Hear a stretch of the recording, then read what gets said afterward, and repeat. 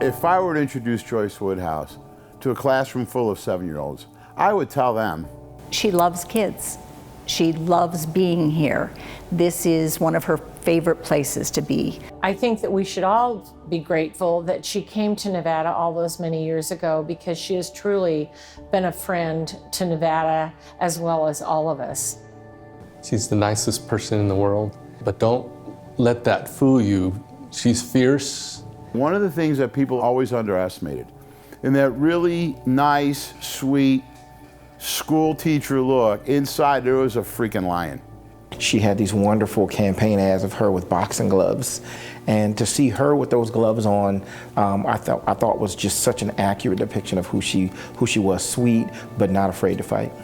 I think the courage started when she left Montana, her home state, graduating from Carroll College and moving with some teacher friends to take jobs here in Las Vegas with the Clark County School District. I think being a teacher, an elementary school teacher for 17 years, in and of itself makes her a hero.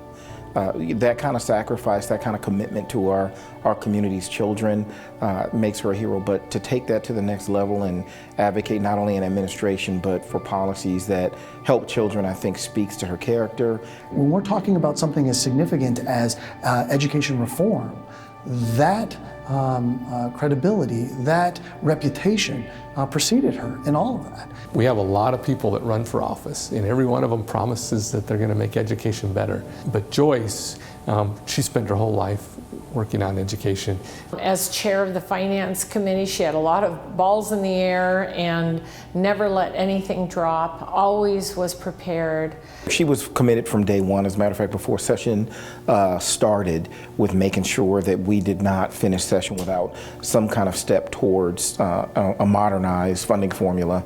There were all kinds of critics. There were all kinds of hurdles. You know, there are 50 ways to kill a bill. There's only one way to pass it. And I think the courage to come forward with something as ambitious as it was, something that people had tried before and were unable to get done, is remarkably courageous. For the first time in, heck, I don't know, 40 years, whatever it's been, we're gonna have a funding formula that's gonna reflect what our kids need in 21st century Nevada, not 1970 Nevada.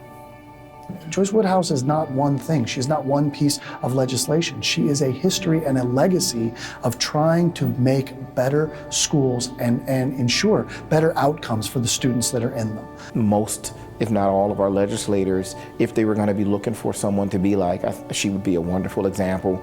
As a leader in the Assembly, I would love to have 28 other Joyces. She's a role model for me personally. I'm better because I had the opportunity to work with her. I'm better because I knew her, and I am eternally grateful for that. Joyce, as cheesy as this sounds, I just want to tell you that I love you.